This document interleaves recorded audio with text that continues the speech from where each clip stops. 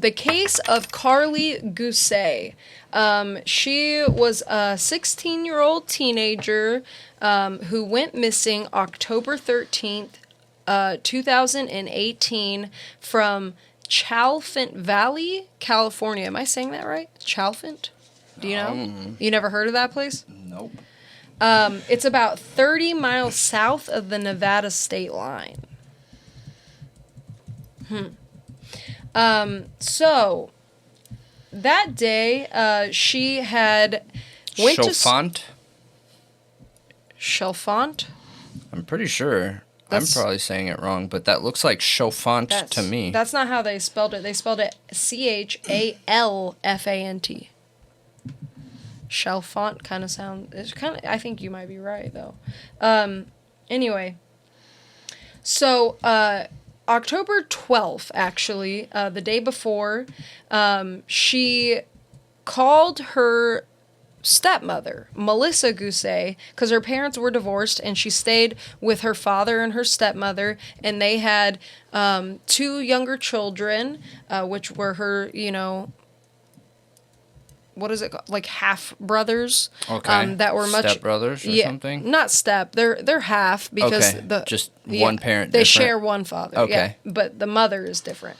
So she lives with them, and the brothers are much younger, and she calls her stepmother and says, "Hey, I want to stay after school and go to like a friend's house and catch the football game tonight." Okay. And they're like, "Yeah, sure, of course, yes, you can go to the football game."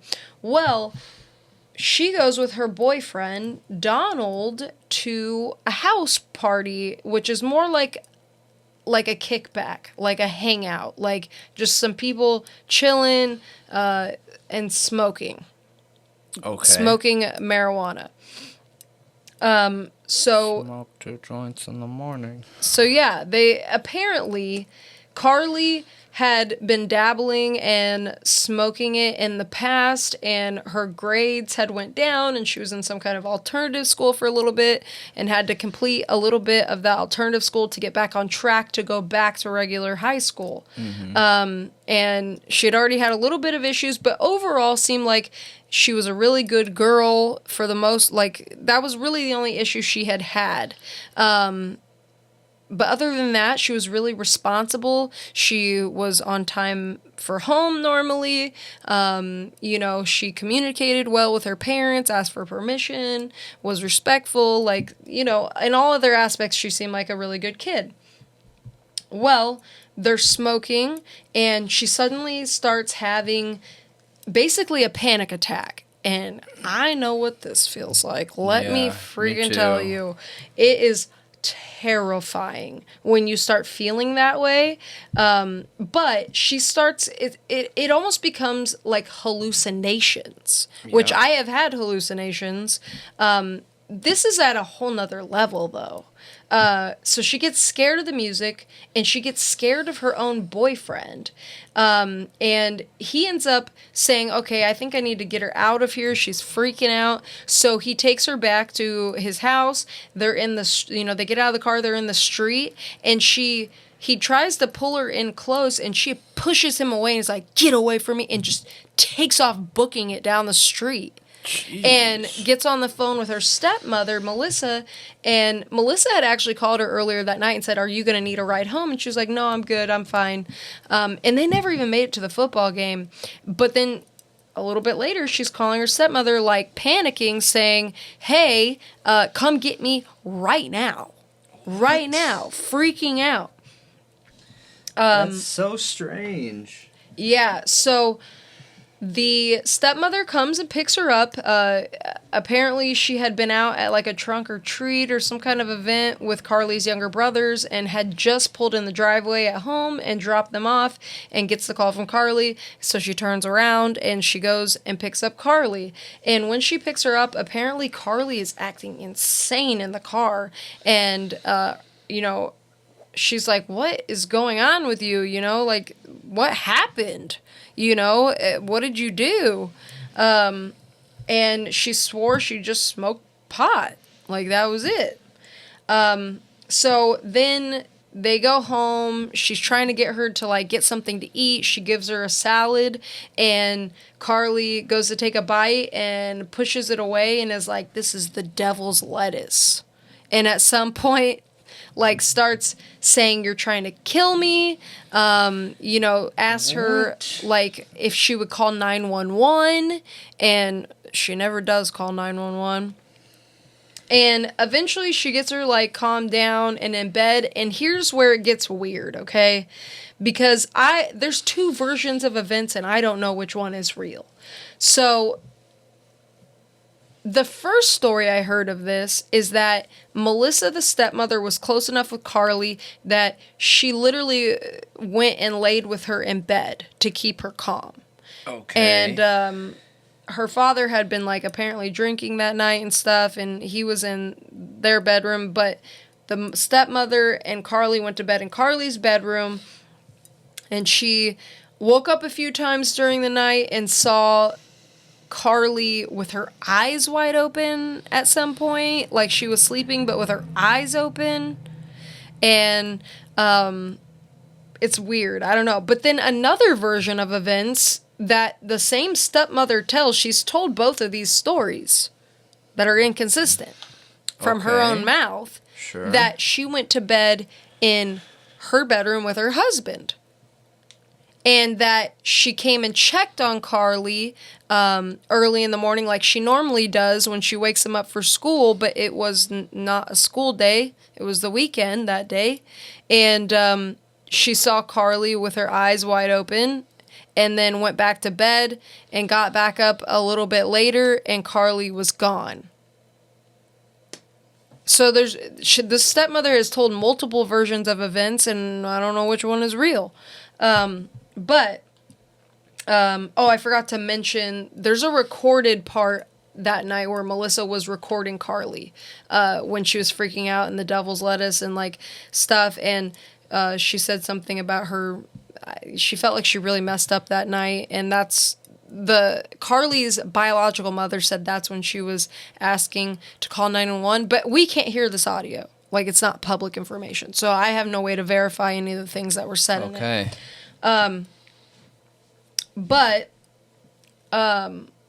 Anyway, I don't know, like I said, which version of events is true. All I know is that Melissa, for whatever reason, the stepmother, was overseeing Karlie's care that night, and they didn't take her to a hospital and didn't do anything, and they thought, well, it's just pot, it'll wear off. And then in the morning, Karlie was gone. Just gone. Vanished. So they she left her cell phone on the kitchen counter, like, literally left everything, like, Jeez. Only left with the clothes on her back and was gone. So they started frantically searching the neighborhood. A neighbor said that they saw someone fitting Karlie's description walking that morning on the street with a piece of paper in their hand, wearing sweatpants. A tall, slender woman with long hair walking by holding a piece of paper in her hand, and this woman apparently was wearing sweatpants.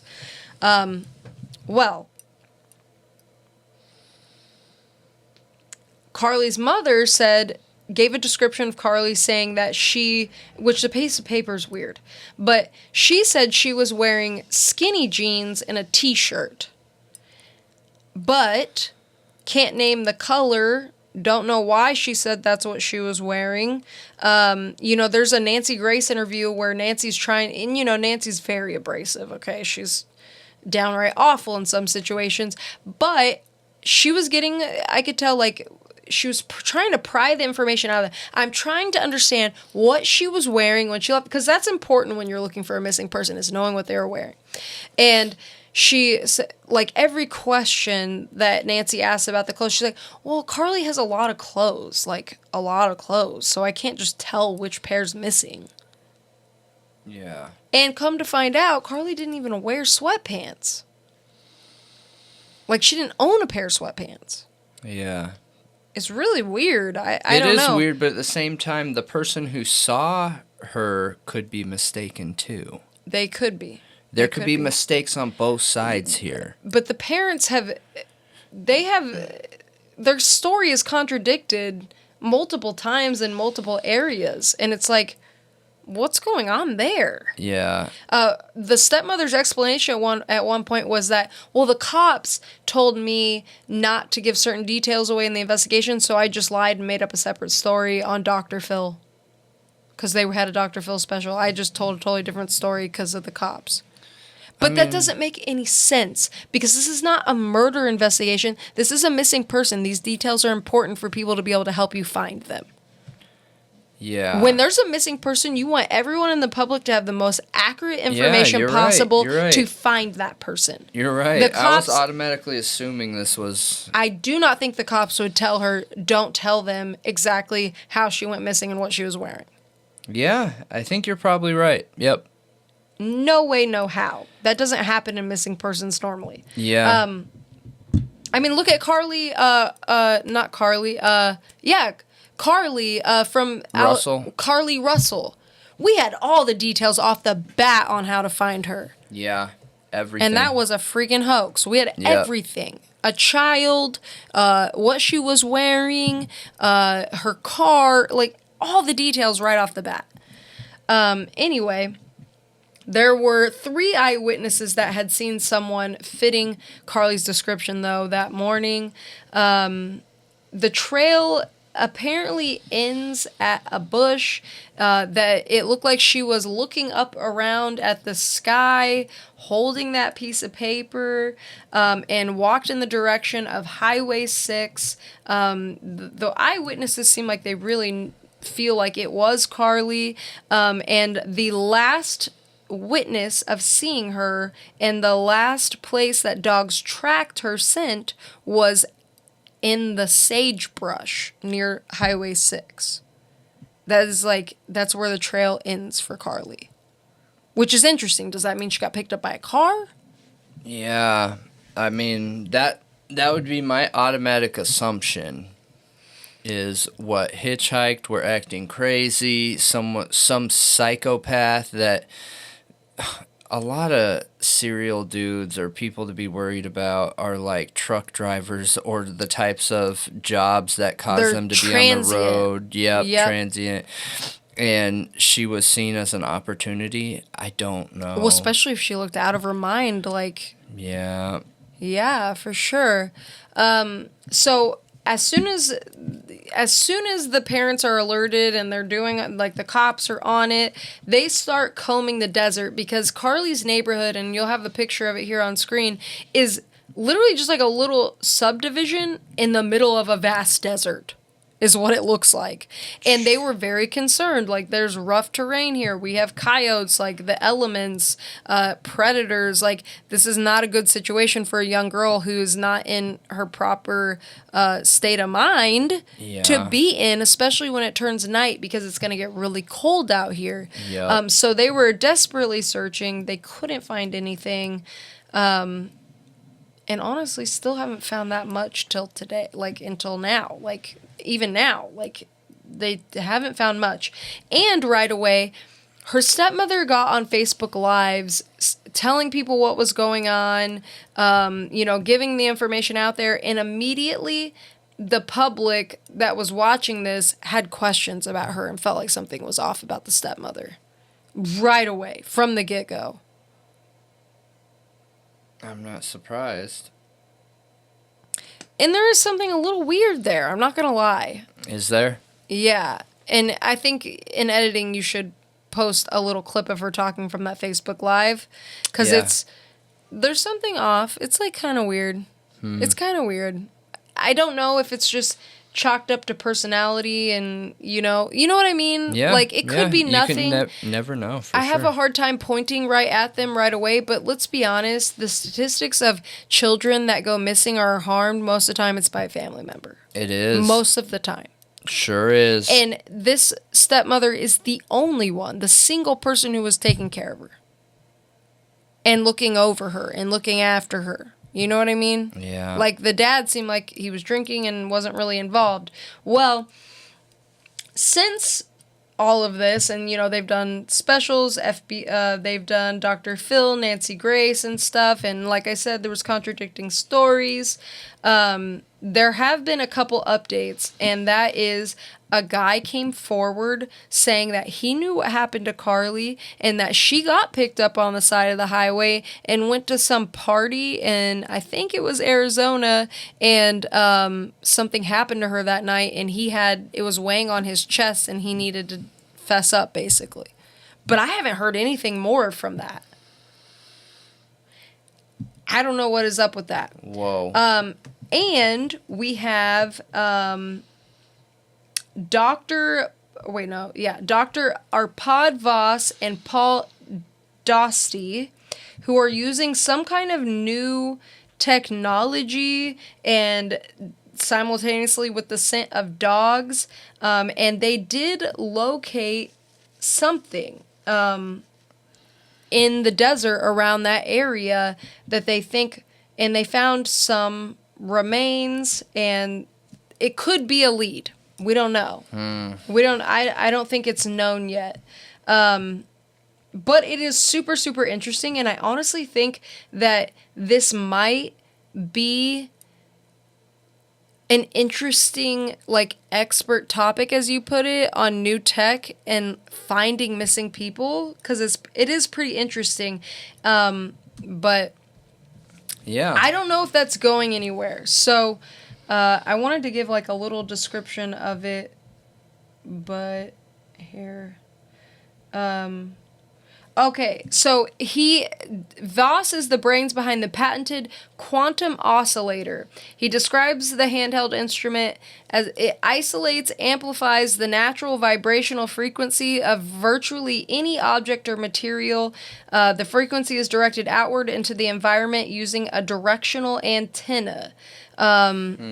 When it encounters an object with similar frequency, it excites the molecules in the object in a manner similar to how a pulse laser can excite objects. The artificially excited molecules then begin vibrating at a slightly higher state and slightly higher frequency. And basically that frequency gets picked up by the receiving antenna, and they can locate things and people. Yeah. It's really, really crazy, and there's some things about animal droppings and stuff in here, and I think what they're looking at here is if she died in the desert, then animals will have eaten her remains, and you have to look at you can look at animal droppings, and essentially they can look at tiny, microscopic pieces. Yeah, that's interesting. But I don't know where this is going. I don't know. He believes he knows exactly what happened to her. He claims he does, and that he thinks that she died in the desert, and that she's no longer here. But yeah, that's pretty much the only updates. I mean, the case isn't solved, so clearly he didn't find enough to solve the case yet. Yeah, jeez. That is crazy. I want to know more on that tech. Yeah, but I also want to know what happened. Did she get drugged? Was the weed laced? Because all of the boys interviewed, all the friends interviewed from that party, none of them had that happen. Not a single one. And they were all smoking it. So did somebody drug her, or did she have one of those mental health conditions that were triggered by pot and experienced psychosis? Yeah, there's no real way to know. It's really unfortunate. This whole situation sucks, man. I don't know, and I don't think we'll ever know. Because if I'm guessing to passed in the desert. You think so? Mm-hmm. Dude, deserts are extreme, man. That's where we'd go riding, and it would be 100 degrees in the day and below freezing at night. Extreme. It is very extreme. It is. Super blazing hot and super cold, So the only thing that makes me doubt the passing in the desert by her home is that they had search parties out there. How far did she get? Search parties go slow, though. I don't know. Yeah, but they would have found a body, no? I mean, the wind blows in deserts because it's flat and open. Could she have gone down and then sand covered her? There's a million possibilities. People go missing all the time in the desert.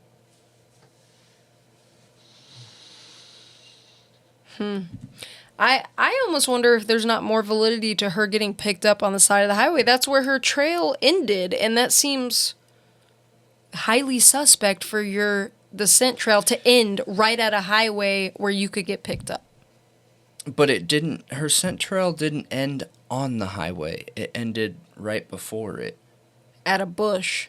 Yeah. Well, don't you think it would have made it up to where you would have got into a car? I don't know. But maybe. Yeah. I don't know. But I want to know what you guys think. I only wanted to touch on that tech. I didn't want to go deep into it, so I didn't look that far into it, because I feel like it is literally a whole episode in itself, because it's really in-depth and it's kind of hard to understand just skimming it. So I feel like I would have to really sit down and dig into it, but it's super, super interesting from what I've seen. If you guys want to hear more about that tech and what he thinks happened to Karlie, definitely let me know and I'll follow up on it. But I want to know your theories on what could have happened to Karlie that night. I think the possibilities of her being drugged or experiencing psychosis are both pretty equally high, in my opinion. Like, now the psychosis from pot would be more rare than being drugged. It would be, statistically. But I still see it as it's a possibility. Yeah. Especially with my experiences with that. Like, it made me pretty crazy at some points. Yeah, but it wasn't it's definitely a possibility. It went away, though. That's the thing. But anyway, let me know what you think. Yeah, let us know.